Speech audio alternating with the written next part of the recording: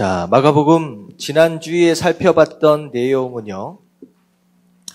예수님께서 행하신 이적들에 대해서 우리가 좀 살펴봤습니다. 그래서 마가복음 1장부터 8장 26절까지 예수님이 이제 메시아로서 어떤 일들을 이 땅 가운데서 특별히 기적들을 행하시는 것들, 그리고 제자 훈련을 통하여서 이제 갈릴리, 예루살렘이 아닌 갈릴리 지역에서 어떤 일들을 하셨는지에 대해서 이제 살펴봤고요. 자, 오늘 말씀은 이제 두 번째 부분인데요. 예수님이 당하신 고난에서 이제 갈릴리 지역에서부터 이제 예루살렘까지 올라오고 있는 노정과 그리고 예루살렘에서 당하신 고난에 대해서 우리가 좀 살펴보도록 하겠습니다. 자, 오늘 마가복음 마가복음 두 번째 시간이죠. 두 번째 시간. 자, 중심인물이라고 써져 있는데, 중심인물은 예수님이에요. 이제 마가가 썼으니까 이제 마가복음이고요. 중심인물은 예수님입니다. 자, 밑에 같이 한번 읽어보도록 하겠습니다. 시작. 마가복음은 하나의 잘 짜여진 극적인 드라마와 같은 구조로 이야기가 진행됩니다. 내용의 전개가 역동적이고 힘이 있습니다. 우리는 마가복음을 읽을 때 예수님의 정체성과 사역에 초점을 두는 한편으로 적대감을 갖는 유대인의 반대 상황에서 제자도가 무엇인지를 염두에 두며 읽어야 합니다. 제자들의 반응을 염두에 두면서 마가복음을 읽으면 도움이 될 것입니다. 예수님의 세례 받으심과 그의 부활 이야기의 3분의 2가 갈릴리를 중심으로 이야기되고 있습니다. 마지막 3분의 1은 예루살렘에서 겪는 일주일간의 순환입니다. 예수님이 예루살렘에서 죽는 것은 인간을 죄에서 구출하는 곧 새로운 출애굽을 그리고 있습니다. 높으신 하나님의 아들이 인간의 죄를 위해 순환을 당하고 십자가에 죽는다는 사실은 하나님의 사랑을 극적으로 표현한 것으로 하나님의 인간에 대한 완전한 사랑이라 할 수 있습니다. 이런 예수님의 모습은 당시 세상 사람들이 이해하는 메시아 개념과는 정반대였습니다. 예, 마가복음은 다른 복음서와 좀 달리 진행 속도가 굉장히 빠르다고 말씀을 드렸습니다. 그래서 1장에 들어가자마자 그냥 바로 세례를 받으시고 제자들을 택하시는 장면이 1장에 그냥 나와요. 그래서 예수님께서 여러 가지 장황한 어떤 이제 서론을 다 잘라버리고 예수님께서 이 땅 가운데서 메시아로서 어떤 일들을 행하셨는지를 본격적으로 그냥 바로 터치를 하게 됩니다.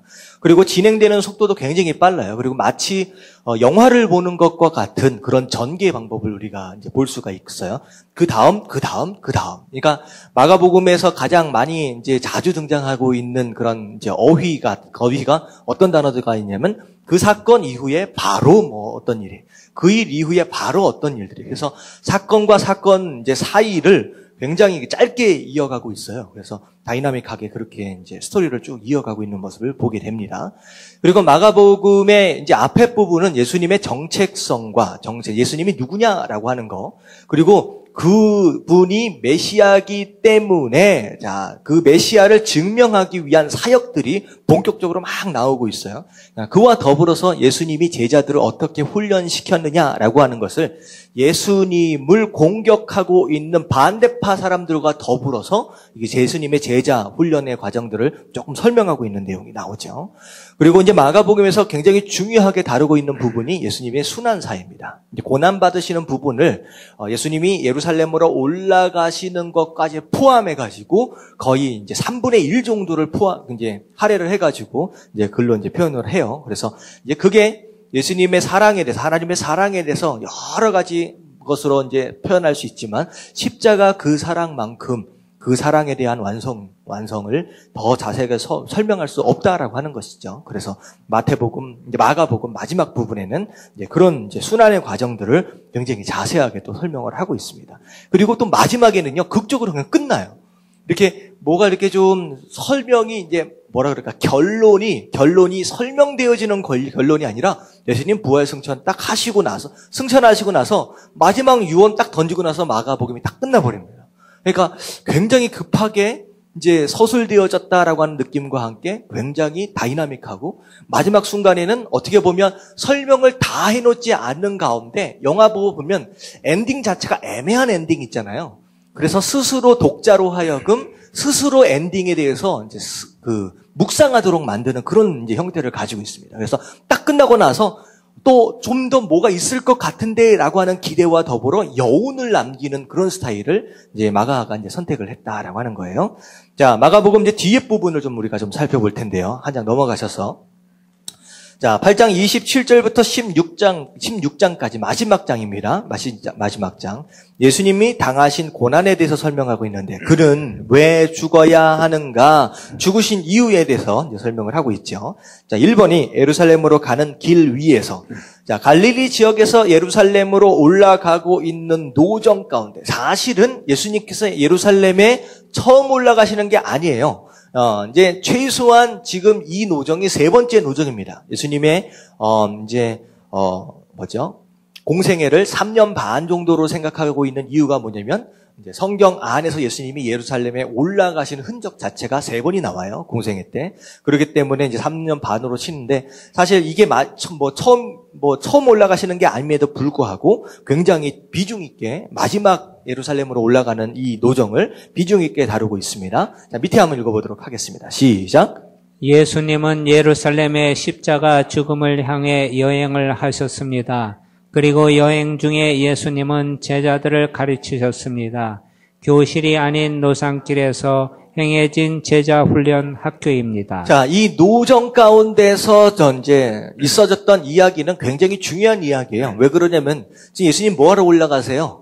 잡혀서 돌아가시기 위해서, 죽기 위해서 지금 올라가시는 그 발걸음이에요. 그렇기 때문에 어떻게 보면 인격체인 인간 예수님으로서는 굉장히 커다란 이제 어떻게 보면 뭐라 그럴까요? 고민을 할 수밖에 없는 어려운 발걸음이었을 거다라고 하는 거예요. 하지만 육신적인 고난과 더불어서 예수님이 가장 부담스럽게 생각할 수밖에 없는 이슈가 뭐냐면 그게 누굴 것 같아요?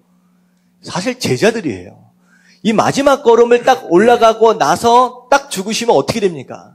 제자들은 예수님이 없이 예수님이 하셨던 일들을 이어받아서 해야 한다라고 하는 거죠. 그러면 어떻게 보면 이게 올라가는 발걸음 가운데 별일이 다 있습니다. 서로 누가 크니 누가 작니 하면서 서로 싸우거든요. 그런 제자들의 아직도 성숙되어지지 못한 그 부분을 마지막 노정 가운데 보고 계시는 거예요. 얼마나 애가 타시겠습니까? 그러니까 사실 쉽지 않은 노정이었다라고 하는 거예요. 하지만 마지막 노정 가운데 이 제자들에게 풀어줄 수 있는 모든 것들을 다 풀어주시는 어떤 그런 모습을 우리가 보게 되는데요. 자, 밑에 보면 자, 노상에 대한 언급을 찾아보십시오라고 나왔는데, 이제 올라가면서 가이사라 빌립보, 가버나움, 쭉 올라가고 나서 여리고, 이런 식으로 쭉 거쳐서 지나갑니다. 굳이 이제 찾아보실 필요는 없을 것 같아요. 밑에서부터 하나씩 보도록 하겠습니다. 자, 예수님은 지금까지, 거기 읽어볼게요. 시작. 예수님은 지금까지 많은 기적을 베풀면서 자기를 드러내셨습니다. 제자들에게는 중간고사와 같은 시험 문제는 무엇입니까? 자, 예수님께서 지금까지 기적을 베푸시며 자기를 드러내셨습니다. 잠깐 지나가면서 좀 설명을 드릴게요. 예수님께서 기적을 행하신 목적이 무엇입니까? 이것만 읽어보시면. 기적을 행하신 목적이 무엇이에요? 내가 드러내기 위해서. 누군지를 알려주고 싶었어요. 그러니까 우리가 신앙생활할 때 기적의 역할을 정확하게 알 필요가 있어요. 왜 그러냐면 자칫 잘못하면 신기하고 기적 같은 거, 이적 같은 거 이런 것들을 자꾸 따라다니는 이상한 성도들이 있거든요. 그게 기적의 역할이 뭐냐라고 하는 거예요. 이게 보면 기적의 역할은 딱 하나입니다. 예수님 그분 스스로 나는 메시아다, 나는 그리스도다라고 하는 것을 보여주고 싶어서 그것을 위해서 기적을 사용하셨습니다. 그렇다라고 한다면 사도행전 우리가 금요일마다 새벽 예배마다 보고 있는 내용인데요. 사도행전에서 일어나고 있는 사도들의 기적은 무엇을 위해서 기적을 행하는지 혹시 아세요? 기적의 역할? 기적의 역할은 예수님이 행하신 기적은 내가 그리스도다라고 하는 걸 증명하려고 하는 목적이고요. 사도들이 행하고 있는 기적의 목적은 딱 하나예요. 내가 전하고 있는 그리스도에 대한 복음이 사실이다, 사실이 아니다라고 하는 걸 증명하기 위한 거예요. 이해가 가시죠? 그러니까 기적을 사실은 어떻게 보면 이런 거예요. 이미 믿었어요. 하나님 믿었어요. 그리고 나서 정말로 구원받았고 사명 감당하는 삶을 살려고 한다라고 한다면 굳이 기적과 이적들을 쫓아다니면서 병 고침 받는다든지 뭐 대단한 걸 보아야 할 필요가 있습니까? 없습니까?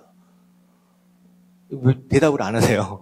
사명을 받았어요. 구원받았어요. 사명까지 받았어요. 열심히 해야 할 일을 감당하고 있다라고 한다면 그렇다라고 한다면 기적과 이적들 쫓아다닐 필요가 있어요? 없어요?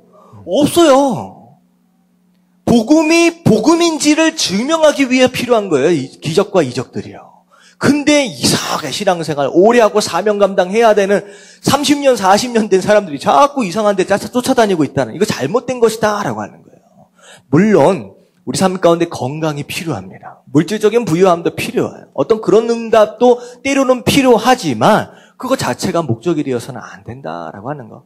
여러분 명심하시길 주님의 이름으로 축원합니다. 아멘. 우리 교인들 가운데는 절대 그런 데 가지 마십시오.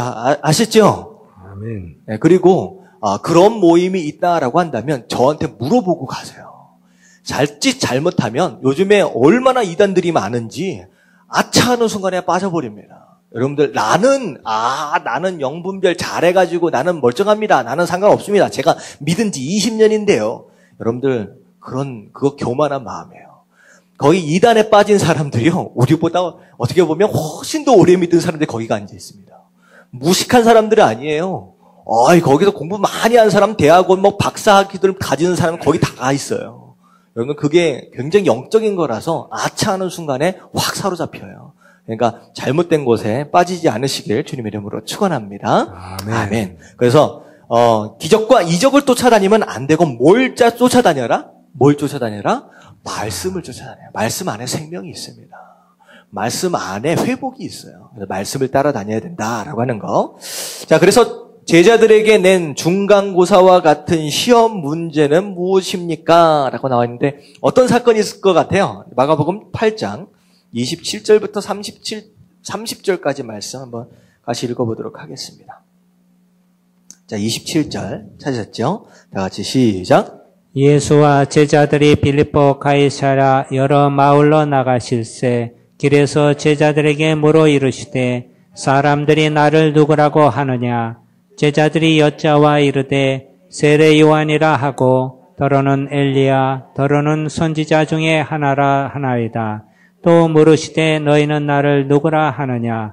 베드로가 대답하여 이르되 주는 그리스도시니이다 하매 이에 자기의 일을 아무에게도 말하지 말라 경고하시고. 자, 이게 이제 어떤 내용이냐? 빌립보 가이사라 빌립보라고 얘기를 하고 있는데, 자, 빌립보 가이사라는 것은 시저란 뜻이에요. 빌립이라고 하는 것은 헤롯의 이름입니다. 자, 시저와 왕의 이름을 같이 붙여놨어요. 자, 큰 도시일까요? 작은 도시일까요?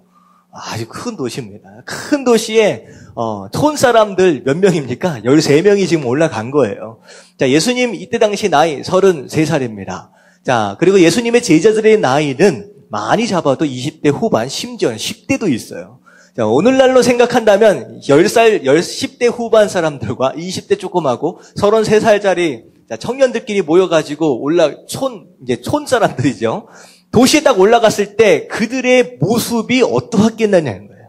예수님은 평생 한벌 가지고 살으셨어요. 그렇다라고 한다면 옷이 이제 그 도시 사람들이 입은 옷하고 비교해 볼 때 너무 초라하겠죠. 제자들은 또 말도 할 것도 없죠. 길거리에서 자고 했기 때문에 지저분합니다.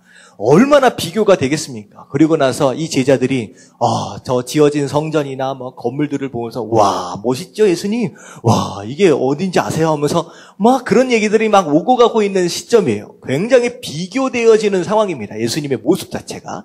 그런 가운데 예수님 물어보시는 거예요. 세상 사람 나를 뭐라고 물어보느냐, 뭐라고 말하느냐. 그랬더니만 제자들이 뭐라고 그래요? 제자들이 예수님에 대해서 세례 요한이 다시 살아난 거다. 그리고 심지어는 엘리야나 심지어는 선지자들 가운데 하나가 또 온 거다라는 그런 얘기를 한다라고 하는 거예요. 자, 중요한 것은 다시 물어봅니다. 자, 베드로에게 뭐라고 물어봅니까? 너는 나를 누구라 하느냐? 너는 나를 누구라 하느냐? 자, 이 질문이 굉장히 중요한 질문입니다. 너는 나를 누구라 하느냐? 이 질문은 단순히 예수님은 누구다라고 하는 것을 얘기하는 게 아니에요.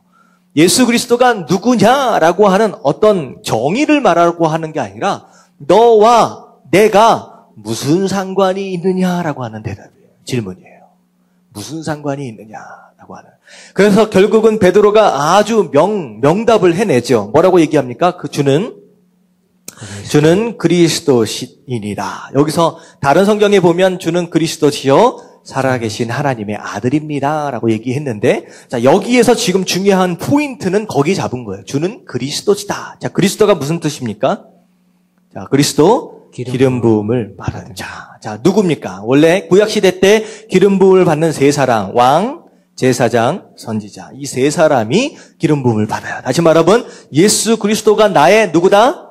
왕 되신다. 예수 그리스도가 나의 영적인 제사장 되신다. 예수 그리스도가 나의 선지자 되신다라고 하는 그런 내용입니다. 어떻게 보면 수천 년 동안 기다려왔던 그 메시아, 바로 그분이 당신입니다. 나의 하나님, 나의 왕 되시며 나의 죄에 대한 모든 문제를 해결하실 제사장 되시고 나에게 하나님의 뜻을 알려주실 선지자 되십니다라고 하는 나와의 관계성 가운데 이런 고백이 나오는 거예요. 자, 어떻게 보면 베드로가 이 중간고사에 패스를 한 겁니까? 못한 겁니까? 예, 눈에 딱 보기에는 이제 패스를 한 것처럼 이제 보여요. 자, 어떻게 보면 예수님께서 또 칭찬을 하시죠. 자, 그런 가운데 예수님 뭐라고 말씀하시냐? 이 일을 아무에게도 말하지 말라 경고하시고. 자, 어떻게 이런 일들은 제가 말씀을 드렸죠. 죽으시는 그 때를 지금 이런 과정들을 통하여서 조금씩 조절을 하고 계신다라고 하는 걸 말씀을 드렸습니다. 제자 훈련 때문에. 자, 밑에 내려가겠습니다. 자, 밑에 내려가서 예수님이 거기 시작. 예수님이 말씀하신 자기의 정체성은 무엇입니까? 이것에 대한 베드로의 반응과 제자들을 향한 예수님의 가르침은 무엇입니까? 자, 31절, 32절, 35절까지 그냥 쭉 한번 읽어보도록 할게요. 시작. 인자가 많은 고난을 받고 장로들과 대제사장들과 서기관들에게 버림받아 죽임을 당하고 사흘 만에 살아나야 할 것을 비로소 그들에게 가르치시되 드러내놓고 이 말씀을 하시니 베드로가 예수를 붙들고 항변하며 예수께서 돌이키사 제자들을 보시며 베드로를 꾸짖어 이르시되 사탄아 내 뒤로 물러가라. 내가 하나님의 일을 생각하지 아니하고 도리어 사람의 일을 생각하는도다 하시고 무리와 제자들을 불러 이르시되 누구든지 나를 따라오려거든 자기를 부인하고 자기 십자가를 지고 나를 따를 것이니라. 누구든지 자기 목숨을 구원하고자 하면 잃을 것이요 누구든지 나와 복음을 위하여 자기 목숨을 잃으면 구원하리라. 자, 이거 굉장히 굉장히 무거운 말씀을 지금 하시는 거예요. 주는 그리스도십니다. 살아계신 하나님입니다. 라고 하는 명답을 들었는데 이제 예수님이 뭐라고 말씀하시느냐? 내가 올라가면 어떻게 된다고요? 잡혀서 죽게 될 것이다. 그리고 나서 사흘 만에 내가 다시 살아날 것이다. 라고 하는 것에 대해서 심각하게 이제 말씀을 하시는 거예요. 자, 그랬을 때 베드로의 반응이 어땠어요? 뭐라 그랬어요? 주여, 그리하지 마옵소서. 안 된다라고 하는, 항변했다라고 하는 거예요. 안 됩니다라고 얘기를 하는 거예요. 조금 전까지만 해도 대단한 고백을 했음에도 불구하고 바로 무너지는 모습을 보게 되는데요. 왜 그랬겠느냐라고 하는 거예요. 왜 그러느냐? 첫 번째는 베드로는 무슨 마음을 가지고 있느냐? 자, 예루살렘에 올라가면 무슨 일을 기대하고 있어요? 예수님께서 이제 평정을 하시겠구나, 이 세상을. 드디어 한바탕 뒤집어 엎고 그들이 그렇게 꿈꿔왔던 정치적 군사적인 독립이 이스라엘의 회복이 이제 일어나겠구나라고 하는 그것을 막 기대하고 올라간다라고 하는 거죠. 근데 거기에 대한 이제 왜 그렇게 생각할 수밖에 없었느냐? 나중에 보면 무슨 얘기가 나오냐면요. 제자들 중에 두 사람이 나와가지고 나를 오른쪽에 나를 왼쪽에 좀 앉혀주세요. 그 얘기는 뭐예요? 올라가면 예수님이 뭐 된다는 거예요? 왕 된다는 거예요. 지금 12명의 제자들이 3년 동안 예수님을 쫓아다녔음에도 불구하고 아직도 예수님이 이 땅에 뭐하러 오셨는지 몰라요, 알아요? 지금 몰라요. 지금 올라가서 왕이 되면 내가 영의정, 내가 우의정, 좌의정 이것만 생각하고 있는 거예요. 잘못 착각하고 있다라고 하는 거예요. 근데 갑자기 예수님이 이제 내가 왕이 되면 이게 아니라 난 죽을 것이다 라고 얘기를 하니까 어떻게 돼요? 분명히 예수님은 죽은 뒤에 뭐 하실 것까지를 말씀하셨느냐? 살아. 부활하실 것까지를 말씀하셨는데도 불구하고 베드로는 뭐만 들렸어요? 죽는 것만 들리는 거야. 앞에. 아니 왜 갑자기 돌아가셔? 아닙니다 라고 얘기를 하니까 예수님이 뭐라 그래요? 베드로를 향하여서 사단아. 이 조금 전까지만 해도 중간고사 패스한 것 같은데 이 갑자기 사단이 돼버렸어요. 자, 뭐 때문에 사단이 됩니까? 욕심. 이게 사람의 생각이 들어오는 거예요. 하나님의 생각이 아니라, 하나님의 뜻이 아니라, 내 생각, 내 사람의 생각, 이제는 내가 뭐가 되겠구나라고 하는 인간적인 생각으로 딱 가득 차니까 누구의 길을 막아버리게 됩니까? 예수님의 길, 하나님의 길을 막는 것이 된다는 거예요. 이게 사람의 연약함입니다. 그래서 신앙생활 하는 가운데 우리가 뭘 조심해야 하느냐? 똑같아요. 모습은 똑같아 보이고 주는 그리스도시여 살아계신 하나님의 아들이다라는 고백을 할 수 있다라고 할지라도 내 신앙의 목표가 내 생각으로 차서 내 뜻을 이루기 위한 것으로 가면요. 이게 사단의 역사가 나타난다는 거예요. 그래서 예수님이 물러가라. 네 앞에서 물러가라 라고 말씀하시기까지 하는 거예요. 그러고 나서 뭘 말씀하시냐. 그분이 예수님께서 죽으시고 부활하실 것과 마찬가지로 너희도 뭘 받아야 될 것이다? 함께 고난을 받을 것이다. 그래서 십자가를 지고 갈 것에 대해서 제자들의 앞으로의 삶에 대해서 이제 미리 말씀하시는 장면이 나오죠. 그래서 이제 예수님의 제자도 여기에서 제자도의 삶이란 바로 어떤 삶이냐? 자기 십자가를 지고 나를 따라가는 바로 그런 삶이다라고 하는 거예요. 여러분 십자가가 뭔지 아세요? 십자가 이게 처형대입니다. 이제 우리가 십자가 목걸이 뭐 이런 식으로 이제 많이 이렇게 보여지고 있는데 사실 이게 이제 액세서리로 달기에는 사실 이제 무서운 거예요. 사람이 거기에서 매달려 가지고 어떻게 보면 인간이 생각할 수 있는 사형 방법 가운데 가장 잔인한 방법이 아닌가라는 생각이 돼요. 예수님은 십자가에 못 박혀 돌아가시게 되는 상황이 사실 6시간 정도를 머물러 계시다가 돌아가셨어요. 사실 일반적으로 사람이 매달려 있게 되면 일주일에서 심지어는 2, 3주 이상을 간답니다. 그러니까 못에 박혀서 매달려 있는 상태에서 그렇게 오래 살아있다라고 하는 것 자체가 얼마나 끔찍합니까? 그러니까 인간이 생각할 수 있는 가장 잔인한 처형대예요. 근데 십자가를 지고 가라라고 하는 것은 무슨 얘기냐? 이제 제자도의 삶, 제자로서의 삶을 산다라고 하는 것이 뭐 해야 되느냐? 첫 번째, 내가 죽어야 한다라고 하는 거예요. 내가 자꾸 살아있으면 아프고 힘들고 괴롭습니다. 그리고 내가 살아있으면 시끄러워져요. 그러니까 내가 죽어야 한다라고 하는 거예요. 사실 이 말씀은 단위에서 제가 증거하고 있음에도 불구하고 쉬운 얘기가 아니죠. 끊임없이 죽어질 것에 대해서 몸부림쳐야 할 숙제가 우리 삶 가운데 있다라고 하는 거. 그리고 고난이에요. 십자가는 고난. 결국은 어떻게 보면 좀 이상한 설교들이 좀 있어요. 마치 이 세상에서 성공하고 이 세상에서 많은 것들을 누리고 잘 나가고 하는 이 모든 것들이 마치 그것이 축복의 모든 것인 것처럼 말씀을 전하시는 분들이 계시는데 그거 잘못된 거예요. 진짜 신앙생활이 뭔지를 안에 딱 들어오게 되면요. 그리스도의 이름 때문에 고난을 받는 바로 그것 자체가 축복이다라고 하는 걸 깨닫게 됩니다. 단지 내가 무엇인 것을 얼마나 누리느냐 아니면 어디까지 내가 올라가느냐라고 하는 그런 것과는 이제 그걸 초월하게 됩니다. 그래서 어떻게 보면 예수 믿으면 응답받습니다. 기도하면 응답받습니다. 그럼 병 다 낫고 뭐가 문제가 풀리고 이 정도를 가지고 할렐루야 내가 은혜 받았습니다라고 한다면 아직 이제 기적이 갈 정도의 수준입니다. 하지만 진짜 신앙 안으로 들어오면 예수 그리스도의 이름 때문에 내가 핍박을 받고 내가 고난을 받고 하는 그것이 오히려 행복한 것이고 그게 축복이에요. 그래서 사도행전 우리가 보고 있잖아요. 제사들이 끌려갔다가 막 맞고 나왔잖아요. 맞고 얼마나 몸이 아프겠습니까? 근데 맞고 나오면서 뭐 했어요? 기뻐하며 찬양했어요. 그리고 그것 자체를 축복이라고 여겼다는 거예요. 할렐루야라고 생각했다는 거예요. 여러분들 이왕의 신앙생활 할 바에는 여기까지 좀 성장할 수 있는 우리 교인들 되시길 주님의 이름으로 축원합니다. 아멘. 자, 예수님은 그 얘기를 하셔서 진짜 제자는 무엇이냐? 십자가를 지고 자기 십자가를 지고 따를 수 있는 사람이어야 된다라고 하는 거. 자, 그래서 오른쪽 넘어가서 우리 같이 한번 정리하도록 할게요. 예수님은 시작.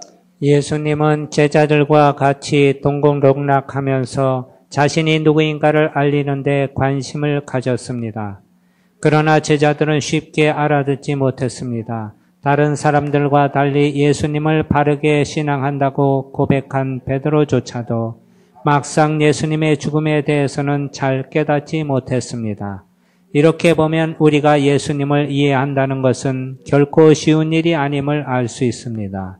입으로 고백하고 머리로 이해를 하지만 우리의 온 삶을 통해 하나님을 안다는 것은 쉽지 않습니다. 입으로 주님을 구주로 고백하면서도 우리는 여전히 세상에 속해 있을 때가 많음이 이것을 증명합니다. 자, 그래서 사실 예수님에 대해서 우리가 머리로 아는 것과 우리의 몸으로 아는 것은 좀 차이가 있다라고 하는 거예요.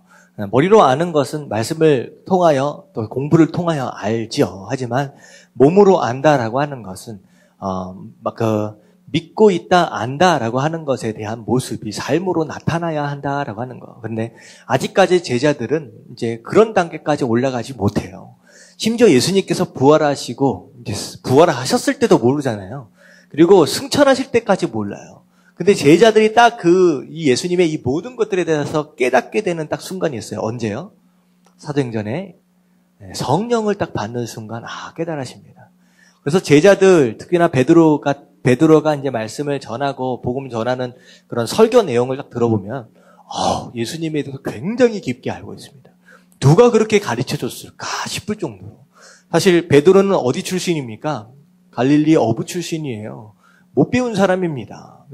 나중에 대제사장들이나 서기관들이 놀래요. 쟤 촌놈인데, 시골 사람인데 도대체 제가 말하는 거 봐라 하면서 깜짝 놀랍니다. 이게 다시 말하면 우리가 이제 그런 얘기가 있어요. 이제 수행하는 사람이 딱 뭐 한다 그래요? 딱 이렇게 득도한다 그러잖아요. 깨닫게 된다라고 하는 그런 표현을 하잖아요. 근데 사실은 그게 기독교 안에도 있습니다. 자, 언제 가능한지 아세요? 하고 수련한다고 되는 게 아니라 성령이 딱 임하면 가지고 있는 들은 말씀들과 살아온 삶이요. 성령이 임하는 순간 이게 마치 흩어져 있는 구슬들이 한 곳에 쫙 끼워진다 그러잖아요. 꿰어진다 그럴까요? 끼워진다라고 하는 그런 느낌이 확 들 때가 있어요. 이거구나. 예수님께서 말씀하셨던 게 바로 이거구나.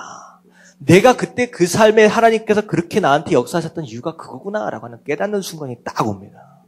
그게 이제 성령이 딱 임하시면 돼요. 사실 이 베드로 같은 사람이, 베드로가 바로 그런 게 충분히 3년 반 동안 듣고 배웠는데 성령이 딱 임하니까 그게 전부 다 마치 구슬, 목걸이 끼어지는 것처럼 쫙 끼어지는 거예요. 그 설교 말씀을 딱 보면요. 구약 처음부터 끝까지가 한 문장 안에 쫙 들어와서 설명이 되어지는 거예요. 그래서 아무쪼록 여러분들이 많은 말씀을 듣고 많은 예배를 드리는 건 너무 중요하지만 가장 중요한 것은 성령 하나님의 충만함으로 인하여서 나로 하여금 깨닫도록 하시는 그런 역사를 경험할 수 있는 저 여러분 됐으면 좋겠습니다. 할렐루야. 아멘. 네, 그러면 신앙생활 너무 재밌어요. 삶이 되게 재밌고요. 여러분, 말씀이 꿀처럼 단다라고 하는 게 무슨 뜻이겠습니까?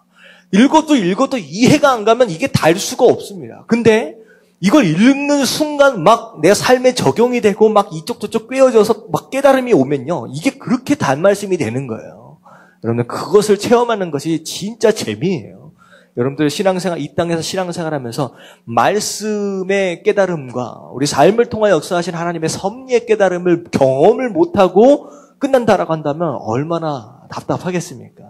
여러분들 이것을 최대한 활용할 수 있는 그런 능력을 가지시길 주님의 이름으로 축원합니다. 아멘. 아멘. 그래서 누가 그런 얘기를 하더라고요. 이게 크레딧 카드라고 마찬가지래요. 크레딧 카드.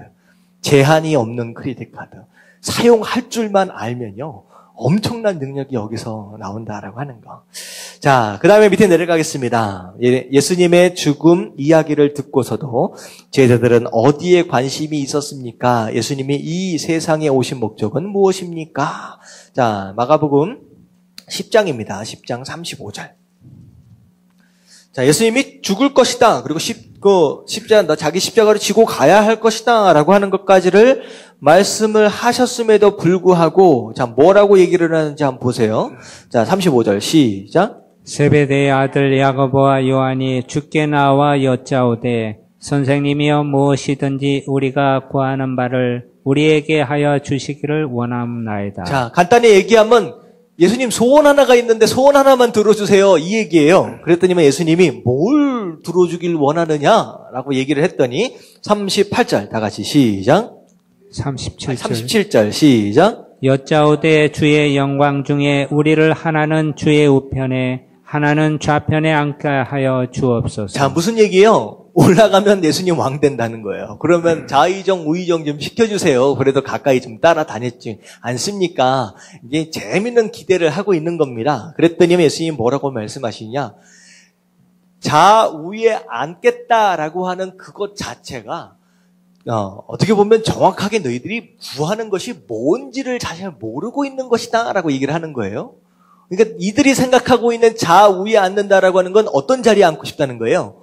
높은 자리에 앉고 싶다라고 하는 거죠. 근데 예수님 뭐라고 말씀하시냐? 그게 그 자리가 아니라는 거예요. 좌우에 앉을 자리가 그 자리가 아니라는 거예요. 자, 어떤 자리입니까? 뭐라고 말씀하세요? 내가 마시는 자. 예, 내가 마시는 잔이 어떤 잔입니까? 고난의 잔입니다. 너희 좌우에 앉고 싶다라고 한다면 나를 닮아서 내가 마셔야 할 고난의 잔은 함께 마셔야 할 것이다 라고 하는 걸 얘기를 한다라고 하는 거예요. 근데요, 재미있는 것은 나중에 이들이 그 잔을 마실까요? 안 마실까요? 마셔. 이게 다 마셔요. 지금은 어리숙해가지고 무슨 얘기인지 모르고서 모르는 걸 구하고 이러고 자충우돌하고 있는 제자들의 모습이지만 나중에 보면요, 베드로도 마찬가지고 이 야고보와 요한도 마찬가지고 이 잔을 다 마십니다. 다 마시는 가운데 예수님께서 말씀하신 이 모든 것들을 다 이루어가는 모습을 좀 봐요. 근데 어쨌든 이제 이들이 이제 높은 자리를 원해서 이런 모습을 했다라고 하는 거지만 예수님께서 이 땅에 오신 목적은 그게 아니라 마지막으로 정리하는 부분이 있어요. 어떻게 보면 마가복음의 굉장히 핵심적인 이제 구절입니다. 45절 말씀 다 같이 시작. 인자가 온 것은 섬김을 받으려 함이 아니라 도리어 섬기려 하고 자기 목숨을 많은 사람의 대속물로 주려 함이니라. 예, 예수님께서 오신 이유가 마치 사람들이 생각하는 왕처럼 대접받으려고 온 것이 아니라 오히려 섬기기 위해 온 것이다라고 말씀을 하시죠. 심지어는 그 섬김의 마지막이 무엇입니까? 목숨을 내어주시기까지 섬기기 위해 오셨다라고 하는 목적을 말씀하고 계십니다. 자, 밑에 한번 읽어봅니다. 예수님은 시작. 예수님은 인간을 위해 자신이 제물이 되어 죽는 것이 삶의 목적이십니다. 그것이 가장 높은 길입니다. 이미 얻은 자는 더 이상 가질 것이 없습니다. 오직 자신을 남에게 주는 일만 남습니다. 남을 섬기면서 종의 모습으로 사는 것이 그리스도인의 삶입니다. 왜냐하면 이미 모든 것을 얻었기에 더 이상 큰 것을 얻는 것은 의미가 없기 때문입니다. 그럼에도 우리는 여전히 제자들처럼 누가 크냐고 다투고 있습니다. 이것은 우리가 받은 구원의 가치를 모를 때 나타납니다. 자, 이 말씀은 마지막 부분의 설명은 그 얘기예요. 우리가 예수님을 소유했다라고 한다면 다 얻은 거예요. 다 얻은 거예요. 무엇인가가 더 필요한 게 없는 사람들입니다. 예수님을 소유했다라고 한다면. 옛날에 제가 어렸을 때 좀 기억이 나요. 그 슈퍼마켓에 가면 가장 인기가 있는 그게 과자가 있어요. 가장 인기가 있는 과자. 이거는 어느 때만 먹을 수 있느냐? 명절이 되면 어쩌다가 하나씩 들어오는 과자가 있습니다. 뭔지 아세요? 어느 회사에서 나온 건지 기억이 안 나는데 종합 선물 세트 있잖아요. 큰 상자 안에 맛있는 과자들이 다 들어있어요. 여러분들, 세상 사람들은 나는 무슨 과자 있다라고 얘기를 할지라도 우리는 뭘 받은 사람이에요? 종합 선물 세트. 무엇과도 비교할 수 없는 종합 선물 세트를 하나를 딱 얻은 것과 같아요. 누구도 부럽지 않습니다. 여러분들, 그게 신앙생활의 기쁨이에요. 여러분 예수님을 얻었다라고 한다는 것은 안에 다 들어있는 상자 하나를 얻은 거예요. 여러분 그렇다라고 한다면 하나님 뭐가 또 필요합니다. 뭐가 또 필요합니다라고 하는 것을 간구하기보다는 뭐 해라는 거예요? 오히려 나눠줘라. 나눠줘라. 가진 자로서의 나눠줄 수 있는 그런 기쁨 우리만이 느낄 수 있는 것이다라고 하는 거예요. 근데 예수 그리스도를 소유한 자로서 우리가 나눠줄 수 있는 최고의 것이 무엇이겠느냐라고 하는 거. 무엇이겠습니까? 생명입니다. 생명. 복음을 통하여 생명을 나눠주는 거예요. 살 수 있도록 한다라고 하는 거예요. 그럼에도 불구하고 자꾸 별것이 아닌 것에 집착하고 있다라고 한다면 이게 잘못된 삶일 수도 있다라고 하는 것이죠. 자, 그리고 나서 2번 예루살렘 성전으로 이제 올라오십니다. 자, 올라오셔서 여기서부터 일주일 동안 순환 이제 고난 주간이라고 보통 부르죠. 시작되게 됐는데 마가는 그때의 모습을 집중적으로 그리고 있습니다. 마가는 예수님의 순환에 많은 관심이 있었음을 알 수 있는 부분입니다. 자, 뒤에 넘어가셔서 자, 예루살렘에 예수님께서 입성하실 때 무슨 일이 있었습니까? 예수님께서 뭐 타고 입성하세요? 한 번도 탄 적이 없는 어린 나귀 새끼 하나를 타고 들어오십니다. 그랬을 때 백성들의 반응이 어떠했겠느냐라고 하는 거예요. 자, 11장 9절부터 10절까지의 말씀 같이 한번 읽어봅니다. 시작. 앞에서 가고 뒤에서 따르는 자들이 소리 지르되 호산나 찬송하리로다. 주의 이름으로 오시는 이여 찬송하리로다. 오는 우리 조상 다윗의 나라여 가장 높은 곳에서 호산나 하더라. 자, 호산나 무슨 뜻입니까? 호산나. 영어로 얘기하면 save me예요. 나를 구해 주소서라는 뜻입니다. 호산나. 나를 구해 주소서. 이제 예루살렘 제자들도 마찬가지였겠지만 예루살렘에 살고 있는 많은 성도들 이제 유대인들이죠. 유대인들. 그리고 그 당시에 이제 6월절이 가까이 오고 있었어요. 예수님께서 이제 주일날 이제 예수님 그 예루살렘으로 입성하고 있는 그 주일 마지막 토요일. 그러니까 그 주간의 토요일이 이제 6월절입니다. 그러니까 이스라엘 사람들, 흩어져 있는 이스라엘 사람들이 예루살렘으로 이제 6월절을 지내기 위해서 많이 올라와 있는 상태입니다. 그랬기 때문에 여느 때와는 달리 예루살렘에 사람들이 이제 많이 있는 상태였어요. 그런 가운데 예수님이 예루살렘에 입성하실 때 호산나 호산나 찬송을 했다라고 하는 거 어떻게 보면 그들은 사실 뭘 기대했느냐? 제자들과 마찬가지로 정치적이고 군사적인 왕을 이제 기대를 하는 거예요. 드디어 로마 정권을 물리치고 이스라엘 나라의 완벽한 회복이 일어나겠구나라고 하는 걸 기대하면서 호산나 호산나 찬양을 했다라고 하는 것이죠. 어떻게 보면 호산나라고 하는 찬양의 그 사람들의 마음을 보면 이게 온전한 찬양은 아니에요. 비록 예수님을 향하여 메시아다라고 하는 근거로 찬양을 하긴 했어요. 그리고 예수님은 그 찬양을 받으시기도 했어요. 그럼에도 불구하고 사실은 본질적으로 보면 그 찬양은 이제 예수님께서 실제적으로 원하시는 모습에 합당한 마음의 찬양은 아니었다라고 하는 것이죠. 그럼에도 불구하고 그 찬양을 또 예수님이 또 받으십니다. 그게 이제 말씀에 대한 성취나 뭐 이런 것들과 관련이 있어요. 그래서 이제 호산나 호산나 이제 찬양을 받으시게 되시고 그다음 밑으로 내려가면 예수님이 성전을 청소하시는 장면이 나옵니다. 자, 어떻게 하세요? 15절, 16절에 보면 입성을 하시고 나자마자 사람들의 그런 것들, 그런 분위기와 더불어 예수님이 이 가죽으로 끈을 만드셔가지고 예루살렘 성전을 뒤집어 엎는 거예요. 성전을.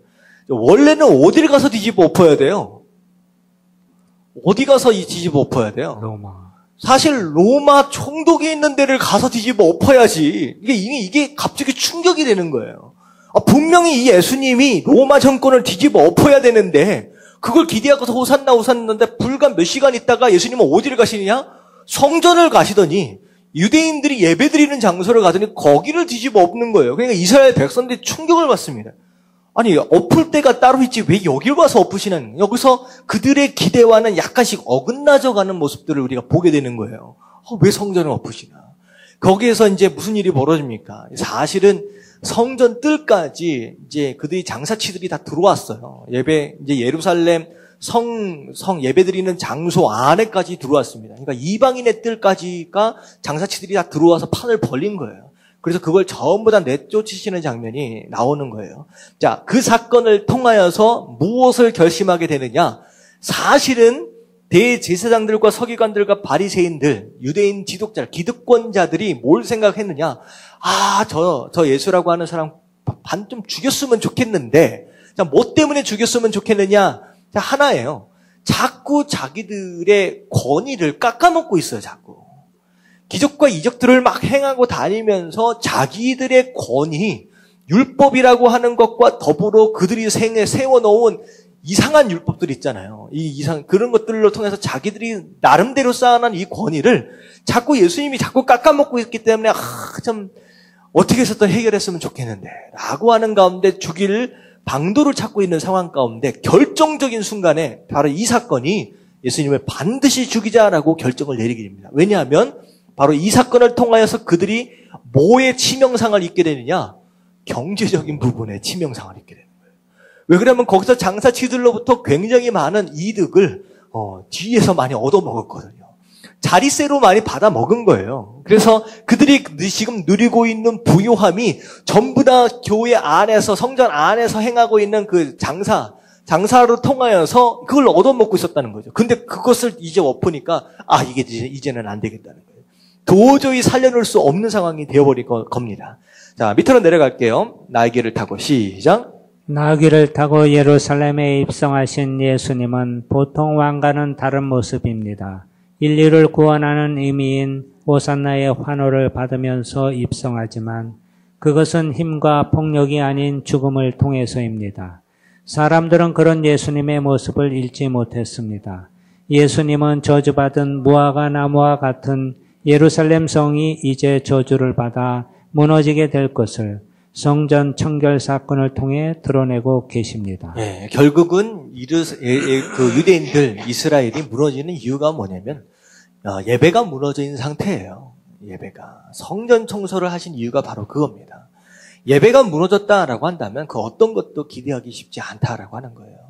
하나님과의 관계입니다. 그래서 제가 우린 절대로 양보할 수 없는 것 가장 첫 번째가 예배입니다. 우리가 반드시 기억해야 할 부분이에요. 예배가 시작이에요. 예배가 회복의 시작이고 축복의 시작이고 예배로 시작돼서 예배로 끝납니다. 그래서 예배에 대한 청소를 강행하신 이유가 바로 그런 의미가 있다라고 하는 거. 자, 그리고 나서 일주일 동안 예수님께서는 굉장히 어떻게 보면 6월절 잡히시기 전까지 굉장히 중요한 시간들인데 일주일 동안 뭐 특별한 것을 뭐 작전을 짠다든지 뭐 그런 것들을 하기보다는 그냥 성전 주변에 있으시면서 여러 가지 이제 가르치시는 관정들이 나와요. 그게 이제 밑에 있는 부분인데, 첫 번째 보면 예수님이 헤롯 당과 바리새인들과 논쟁하신 세금에 대한 내용은 무엇입니까? 자, 헤롯 당하고 바리새인은 서로 친한 사이입니까? 서로 미워하는 사이입니까? 진짜 미워하는 사람입니다. 헤롯 당은요, 왕권에 붙어가지고, 로마 정권에 붙어가지고, 누릴 수 있는 권력과 재정적인 것들에 대해서 그냥 누리고 사는 사람들이에요. 바리새인은 어떻습니까? 바로 바리새인들은 그래도 그들 스스로 율법 지켜보겠다라고 하는, 그래도 의로운 사람들 가운데 하나예요. 그러니까, 헤롯 당이라고 얘기한다면 한마디로 말하면 우리 일제 치하 때 친일파예요. 그리고 바리새인은 뭡니까?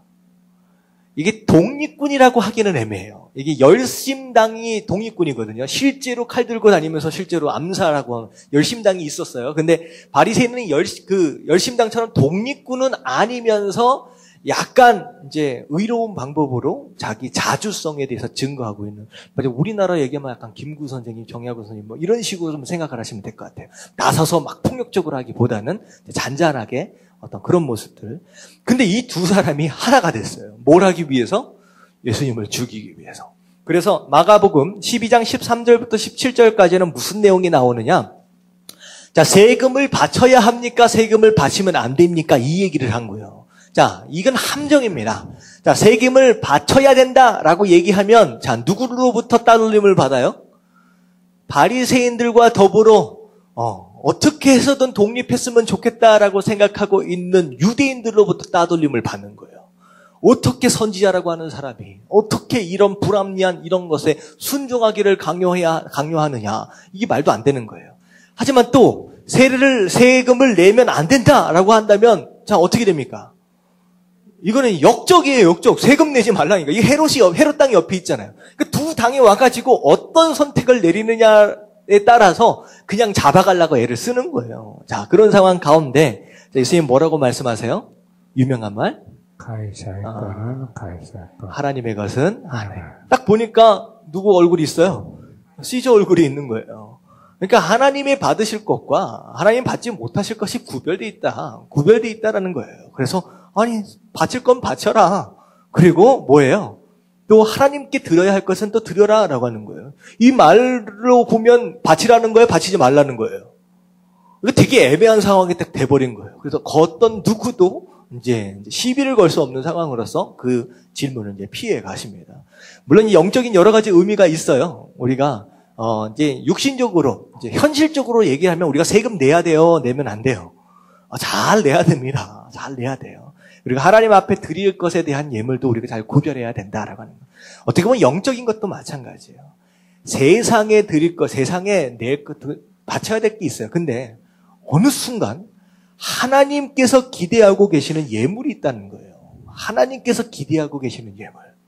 근데 세상에 바쳐져야 할 그것을 하나님께 가지고 오면 하나님 받으실까요? 안 받으실까요? 여러분들 우리 삶이요. 거룩하다라고 얘기하는 것은 거룩은 무슨 뜻이냐? 구별되어 있다라고 하는 거예요. 무엇을 하나님 앞에 가지고 나와야 하느냐에 대한 정확한 인식이 있어야 돼요. 잘못된 것을 하나님 앞에 가지고 나와서 하나님 알아서 받으십시오라고 하는 그런 모습은요. 이건 예배가 아닙니다. 마찬가지예요. 뭐같이 벌어서 뭐같이 쓴다라고 하는 건 말이 안 되는 거예요. 하나님은 처음과 끝까지를 다 보시는 거예요. 우리의 마음을 보시는 거예요. 우리가 하나님 앞에 예배를 드리러 온다라고 했을 때 이게 하나님께서 받으실 만한 구별된 것이냐, 마음서부터 재물서부터 우리 시간서부터 우리가 점검할 필요가 있다라고 하는 거예요. 이게 굉장히 커다란 영적인 의미가 있습니다. 여러분들 바쳐질 것들에 대해서 구별할 줄 아는 거, 여러분들 이게 영적인 성숙함이에요. 여러분들 깨달으시길 주님의 이름으로 축원합니다. 아멘. 자, 그리고 나서 이게 여러 가지 시험들이 마지막 주간에 있었어요. 이게 첫 번째가 이제 세금에 대한 내용이고, 이제 사두개에 대한 내용입니다. 사두개인이다라고 한다면 우리가 이게 신약 공부 시작하기 전에 배웠죠. 사두개인은 뭐만 믿어요? 모세, 오경만 믿어요. 그 뒤에 있는 선지서들은 안 믿어요. 그리고 뭐에 대해서 믿지 않느냐? 영적인 세계에 대해서 믿지 않는 사람이에요. 그래서 죽음 이후의 삶에 대해서 생각하지 않습니다. 그리고 천사 믿지 않습니다. 부활도 믿지 않습니다. 영적인 세계에 대해서 인정하지 않는 사람들이에요. 그래서 사두개인이라고 하는 사람은 죽어서의 삶이 없기 때문에 어찌되었든 이 세상 삶 가운데 누려야 할 것들을 다 누리는 사람이에요. 다 누리는 사람입니다. 이 사람들 부자예요.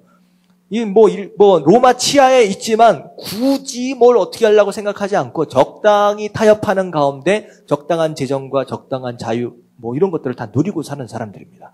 그래서 질문을 하는 거예요. 무슨 질문을 합니까? 부활이 있다, 없다를. 어떤 사람이 있는데 장가를 갔어요. 자, 장가를 갔는데 큰아들이 죽고, 그러면 그 며느리가 누구한테 시집 가야 됩니까? 작은 아들한테. 그래서 작은 아들도 죽었어요. 그러고 나서 또 세 번째, 네 번째 다 죽어 나가서 한 7아들째가 다 죽어 나가서 그러면 나중에 천국에 갔다라고 했을 때 누구의 아내입니까? 라고 하는 말도 안 되는 질문을 하는 거예요. 자, 그랬을 때 예수님께서 간단하게 설명하신 게 무엇이냐? 자, 하나님이 그분 스스로에 대해서 뭐라고 말씀하시냐? 나는 누구의 하나님? 아브라함의 하나님, 이삭의 하나님, 야곱의 하나님. 나는 거기서 이제 굉장히 중요한 게 뭐냐면 한국말로 보면요 굉장히 일반적인 설명인데 히브리어로 보면요 이게 아브라함의 하나님이다라고 해요. 현재형이에요. 현재 시제입니다. 다시 말하면 내가 아브라함의 하나님이고 지금 내가 이삭의 하나님이고 지금 내가 야곱의 하나님이라는 거예요. 그 얘기는 무슨 얘기예요? 아브라함이 지금 살아있다 죽어있다? 살아있다는 영적으로 살아있다라는 거예요. 영적으로. 그렇다라고 한다면 지금 이들이 믿고 있는 모세 오경의 가장 핵심적인 부분이거든요. 하나님 그분 스스로에 대해서 설명하는 부분을 자기네들은 그걸 믿고 있으면서 이해하지 못하는 가운데 착각하고 있었다, 오해하고 있었다라고 하는 거죠. 그러니까 이들은 그것만을 연구하는 사람인데 그것 안에서 핵심을 딱 잡아보니까 할 말이 있어요, 없어요? 없어요. 근데 재밌는 건 뭐냐면요. 여러분들, 복음을 전할 땐 논쟁하라 그랬어요? 논쟁하지 말라 그랬어요? 논쟁하지 마. 절대 논쟁하지 마십시오. 논쟁을 통하여 구원받을 영혼은 하나도 없습니다. 심지어 예수님까지도 그랬었어요. 예수님이 여기 누구죠? 헤롯 당하고 바리새인들과의 논쟁 가운데 이겼어요, 졌어요? 헤롯 당하고 바리새인들과의 논쟁 가운데 세금에 대한 논쟁에서 이겼어요, 졌어요? 이겼어요. 말 한마디 못하게 이겼어요. 그리고 사두개인들 간의 논쟁 이겼습니까, 졌습니까? 이게 한마디도 못하게 이겼어요. 그런데 중요한 건 뭐냐면 이들이 회개하고 돌아왔어요, 돌아오지 않았어요? 안 돌아와요. 여러분들 복음 증거할 때 논쟁이 딱 시작된다라고 하면 죄송합니다라고 하고 떠나십시오. 논쟁에서 이긴들 절대 구원 못 받아요. 회개하지 않습니다. 오히려 다음에 두고 보자 이렇게 되는 거예요. 이들이 다 그렇게 됐어요.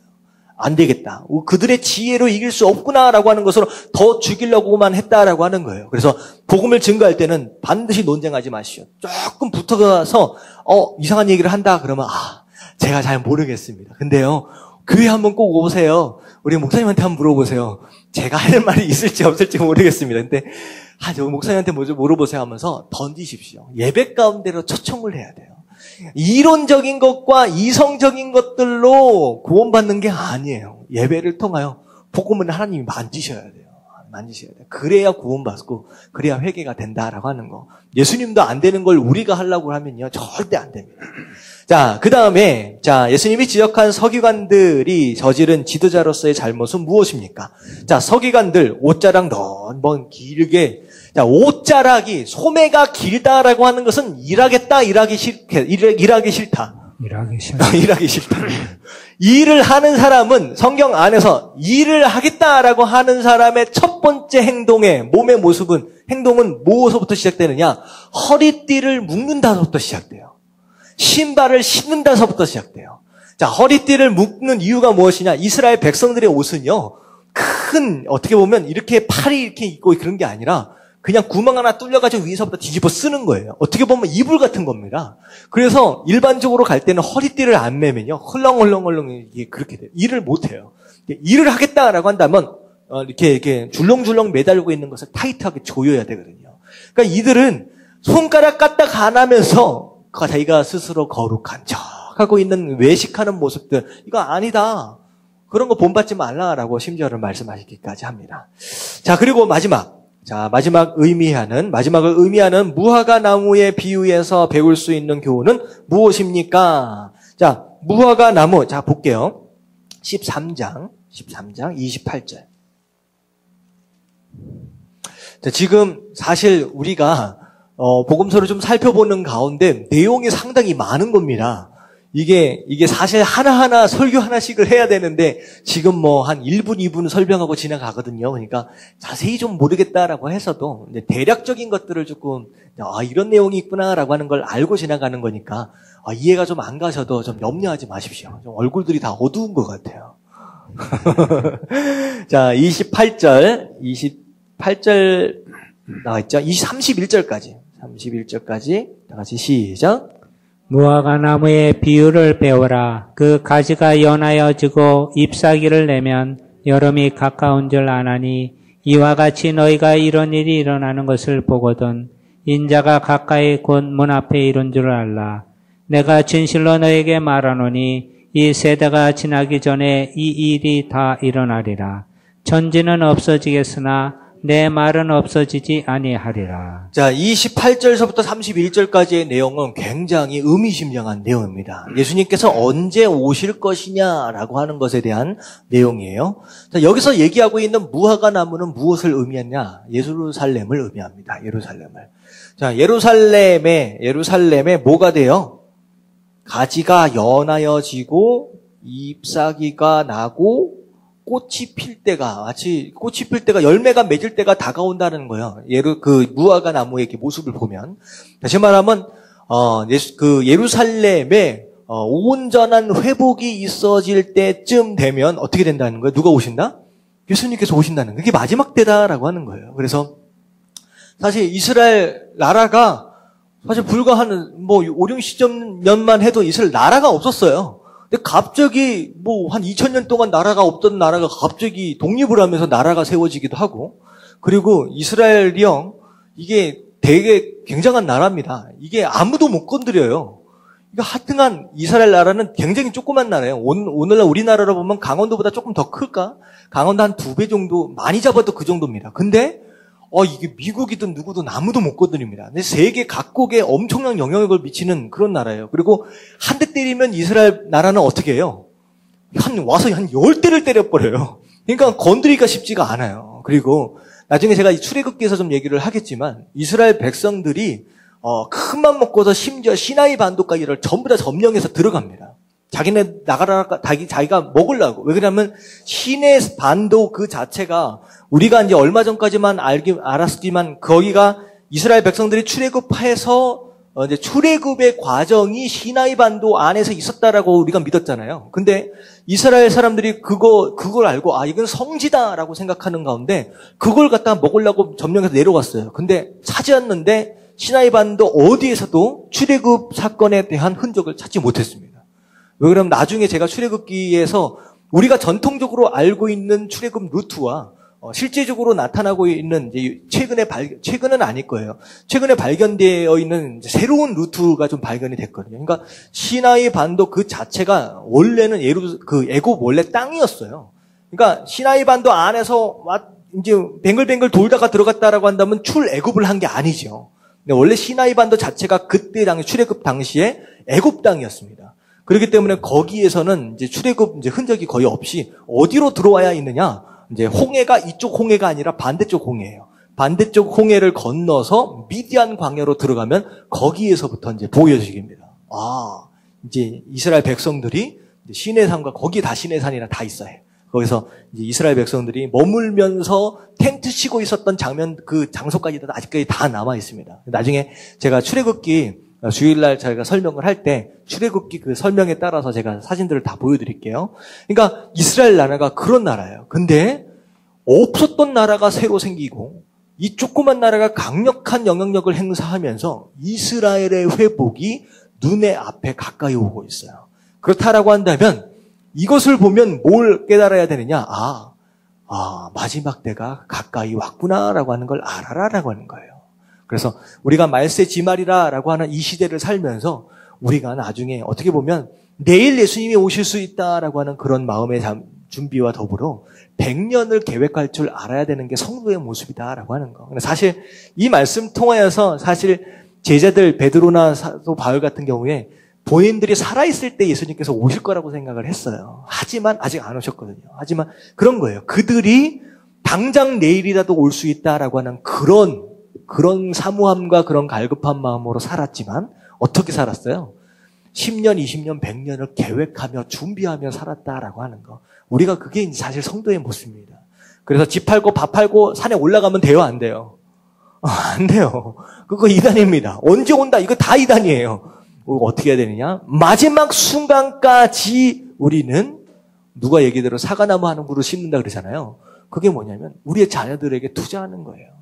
다음 세대를 준비하면서 마지막 순간까지 그렇게 살 수 있는 것이 성도의 모습이었다라고 하는 거 여러분들이 이해하시면 좋을 것 같아요. 자, 밑에 한번 정리해 보겠습니다. 밑에 예수님은 시작. 예수님은 바리새인과 헤롯 당과 사두개인과 서기관들과 논쟁을 하면서 그들을 본받지 말 것을 경고합니다. 이러한 논쟁들을 통해서 그들의 위선적인 면과 성경을 오해하는 문제 등이 자연스럽게 드러나게 됩니다. 무화과 나무 비유를 통해서는 성전의 멸망을 예고합니다. 당시 유대인들에게는 성전이 무너지면 모든 게 끝나는 것입니다. 이런 점에서 이것은 그들에게 충격적인 사건이었습니다. 네, 말씀을 받은 사람들이지만 말씀에 대한 제대로 된 이해가 없으면요. 오해의 소지들이 있다라고 하는 거. 근데 사두개인들이나 서기관들이나 바리새인들 어떻게 보면 말씀에 대해서 어떻게 보면 능통한 사람들이에요. 그럼에도 불구하고 말씀 속에 오해가 생긴 이유는 무엇이냐? 말씀을 보는데 내 나름대로의 색안경을 자꾸 쓰고 보는 거예요. 그러니까 사두개인은 뭘 생각하고 보느냐? 부활은 없다라고 하는 색안경을 끼고 그냥 보니까 그렇게 되는 거예요. 그러니까 제가 말씀을 드렸죠. 말씀을 볼 때, 설교를 들을 때 뭘 먼저 버려라? 내 생각을 먼저 버려라는 거예요. 자꾸 내 것으로 가득 차 있으면 하나님의 말씀이 아무리 증거되어도 들어갈 공간이 없어요. 바로 그런 밭이 길가와 같은 밭이라고 말씀을 드렸습니다. 길가는 뭐예요? 계속 밟힌 거예요. 밟히다 보니까 너무 단단해져서 씨앗이 들어갈 공간이 없어요. 밟혔다라고 하는 건 경험입니다. 우리 삶을 통하여 수많은 경험들이 있어요. 지식에 대한 경험도 있지만 몸으로 행해진 경험들이 있어요. 그것으로 인해서 내 마음이 이것으로 고정관념이라는 것이 생겼어요. 그리고 딱딱한 길가가 돼버렸어요. 그래서 아무리 씨앗을 던져도 도대체 들어갈지를 않아요. 여러분들 그렇게 되면요. 백날 첫날 말씀을 들고 예배를 드려도요. 내 삶 가운데 변화가 없는 거예요. 또 사실 우리 사도행전을 보면 베드로한테 환상이 나타나는 거 어제 그제 말씀이거든요. 하늘에서 먹지 못하는 그 짐승들이 막 내려와서 먹으라 하니까 못 먹습니다 막 얘기하잖아요. 이게 고정관념이에요. 말씀이 아닌 게 고정관념에 갇혀 있으면 말씀에 대한 순종도 쉽지 않고 변화가 일어나지 않는다라고 하는 거. 그래서 이 사두개인들과 바리새인들과 서기가들이 바로 거기에 함정에 빠져 있는 거예요. 내 생각으로 자꾸 말씀을 풀어내는 거죠. 그 이스라엘 백성 전체가 다 그렇습니다. 왜냐하면 구약 성경에 보면 예수 그리스도에 대한 이미지가 두 가지로 나타나 있습니다. 하나는 왕이에요. 하나는 양입니다. 비슷해 보이지만 완전 달라요. 양은 영적인 구원을 위한 회복을 위해서 희생양으로서의 모습이에요. 하지만 왕은요, 다스리는 거예요. 근데 이스라엘 백성들이 생각할 때 어떤 왕을 원할까요? 이 왕이면 와서 확 쓸어버리고 다스리는 그 왕을 원하는 거예요. 그러니까 이 양에 대한 개념, 이 이미지는요, 어느 순간에 오히려 이게 전부인데, 거의가 이 역에 대한 말씀인데, 이것을 무시해버리고 왕 되실 예수님만 찾는 거예요. 왕 되실 예수님은 언제 오십니까? 재림 때 오세요. 초림은 어린 양에 대한 모습에 초림에 대한 내용이고 재림에 오실 때의 왕으로의 모습은 그때 나타나는 거거든요. 근데 초림서부터 지금 왕을 막 기대하고 있으니까 자기 생각으로 가득 차 있으니까 같은 말씀을 봐도 이해가 안 가는 거죠. 그러니까 어찌 됐든 그런 모습, 그런 마음들은 좀 나가야 된다라고 하는 거예요. 자 오늘 여기까지만 하겠습니다. 조금 말씀이 좀 길어져가지고. 다음 주부터 이제 십자가에 돌아가시는 장면이 좀 나오는데, 마가복음에 대한 전체적인 요약 정리와 더불어서 예수님께서 십자가 못 박혀 돌아가시는 장면을 다음 주에 우리가 살펴보도록 하겠습니다. 사실 제가 수요일 날 말씀드리는 중간중간 나와 있는 설명들은요, 제가 여러분들에게 가르쳐주는 굉장히 쉽지 않은 얘기들이에요. 신학적인 내용들이 굉장히 많습니다. 근데, 잘못된 신학관을 가지고 있으면 잘못된 해석들이 나와요. 성경을 봐도 이상한 해석들이 나옵니다. 그러니까 제가 가능하면 우리 예담교회에서는 균형 잡힌 해석들을 제가 제시를 하고 있어요. 그래서 어느 한쪽으로 막 성령 쪽으로만 가는 것도 아니고 율법주의 쪽으로 가는 것도 아니고 굉장히 균형을 잡혀서 적절한 어떤 신학적인 균형을 잡아서 제 말씀을 드리고 있거든요. 그러니까 이런 내용들을 좀 들으시면서 우리의 교회의 색깔은 이런 색깔이구나 라고 하는 것들을 조금 감지해 나가야 앞으로 다른 말씀들이 좀 이해가 되어질 겁니다. 그래서 어렵진 않죠? 네. 감사합니다.